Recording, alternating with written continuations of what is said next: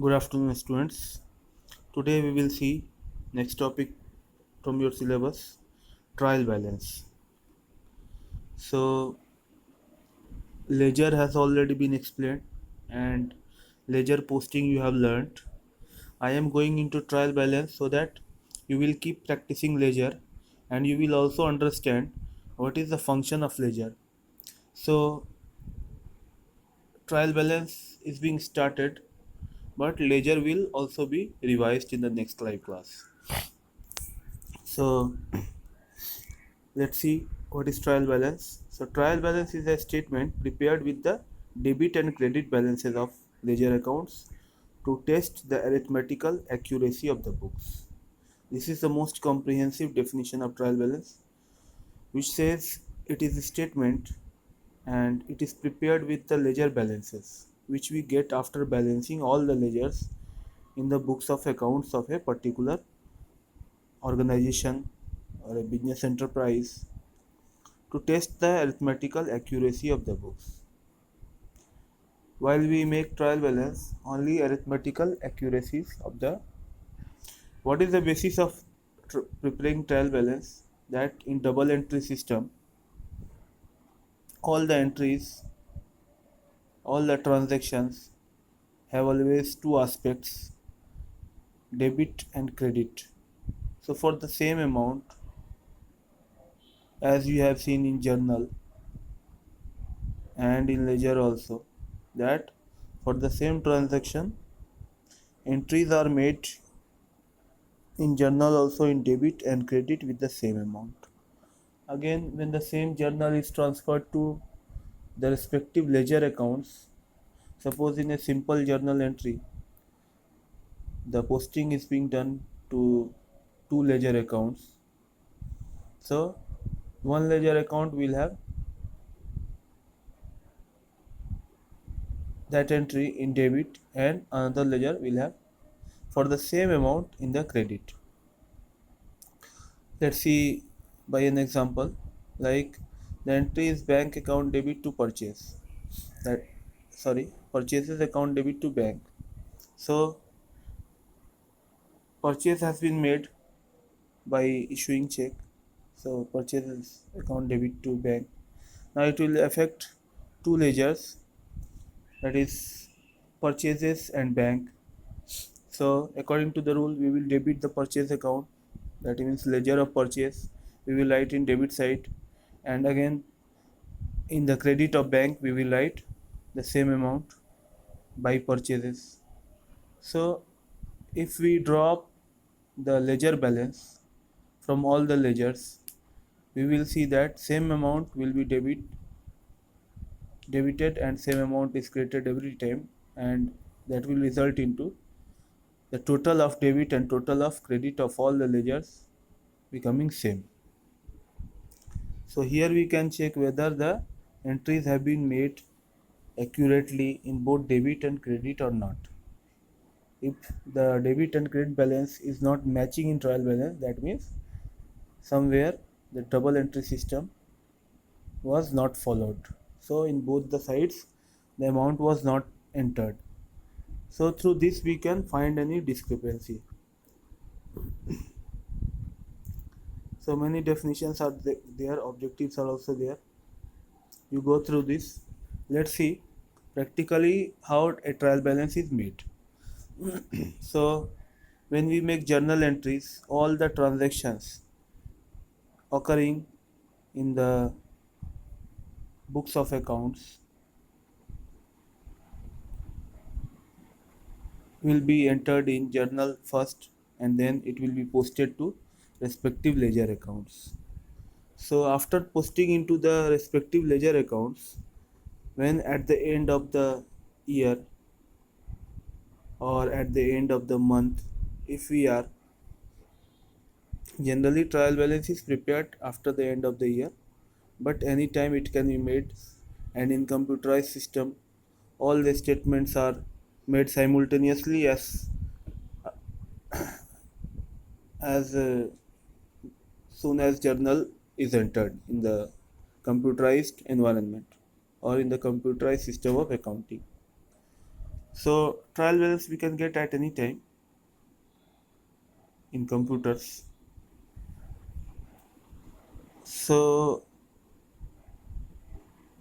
here the cash book and ledger extracts of books of Shekhar brothers as on 30th April 2015 is given. So you can see the cash book balance. At last we will get buy balance CD, that is 55,500 in cash and 3,80,000 in bank. So this is the balance.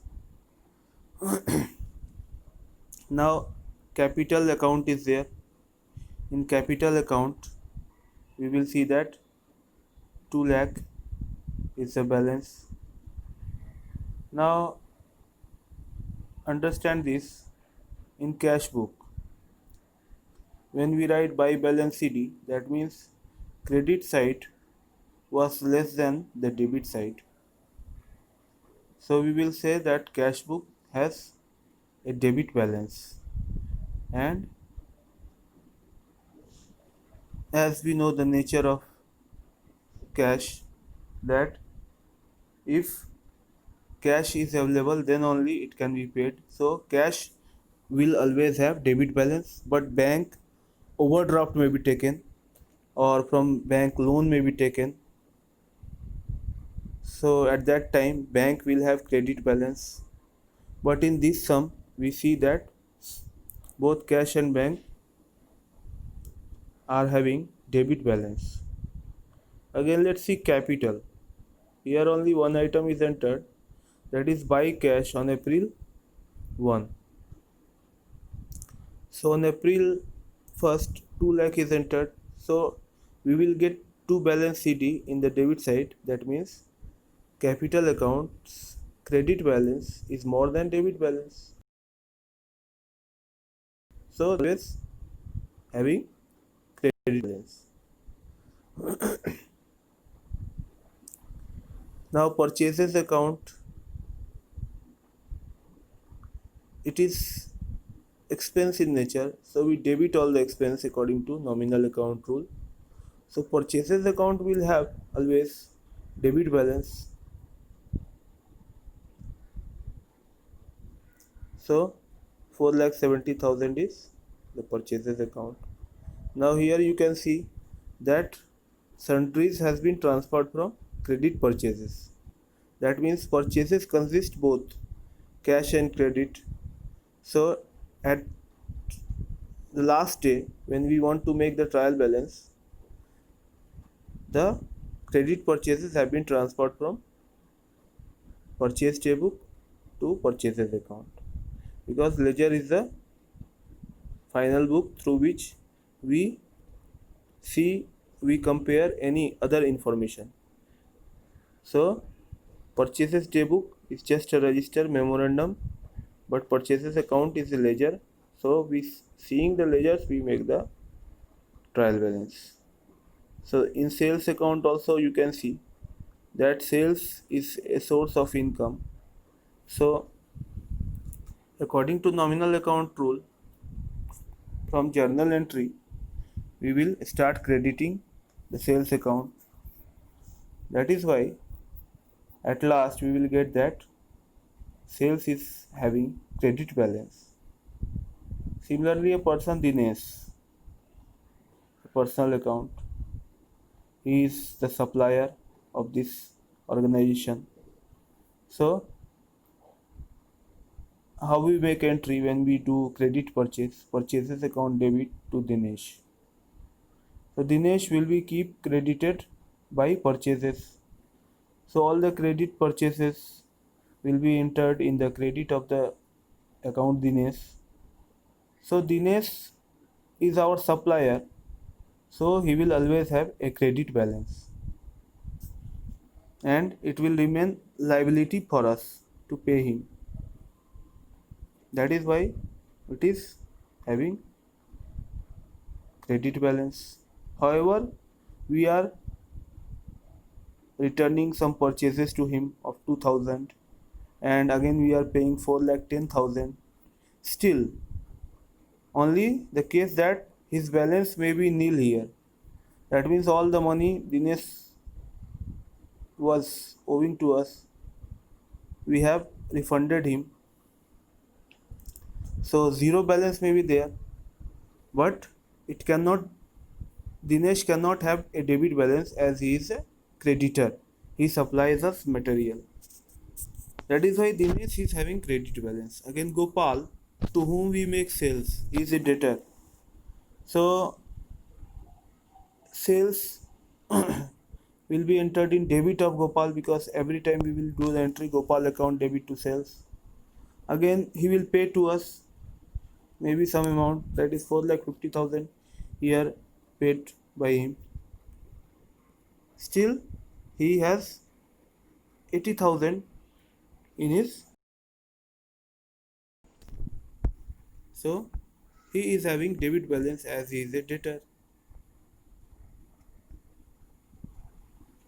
Like this, when you are there, furniture is real account, so debit what comes in according to that rule, we debit always furniture account.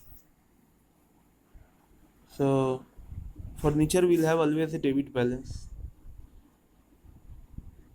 Again, rent is an expense and drawing. So seeing the nature, we can say again purchase return. By purchase return, the debtor creditor balance becomes less. So what we do, purchase return is like a income, so it is always credit. That is why it is having a credit balance. So from there, the seeing the balances, we can enter here, and this is the format of trial balance. On the top, trial balance of Shekhar Brothers, that means the proprietor is written, and as at is added here, 30th April here 2015. In this, again here name of accounts or particulars we can write, real ledger folio and balances, and debit credit is written.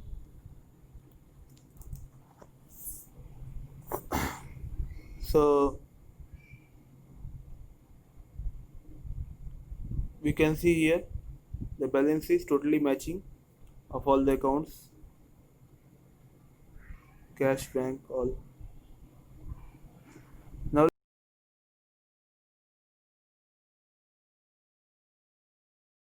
let's see, given like this. So you will be given, see illustration 2, you will be given the balances of a person, and you will make a trial balance like this. So see, now you have to think opening stock. Opening stock is real account and an asset, so it will always have debit balance. So write in debit. Again, purchases, always an expense, so it will always have a debit balance. So write in debit. Purchase return is just opposite to purchase, so it will be credited. And in sales, sales is a source of income, so it will have a credit balance. Sales returns will be debited. Rent account is an expense, so it will have a debit balance. Salaries, advertisement, both are expense to us, so according to nominal account rule, it will always be debited, so it will always have debit balance. So according to that, you have to think like commission received. Now commission received means income, so it will have credit balance.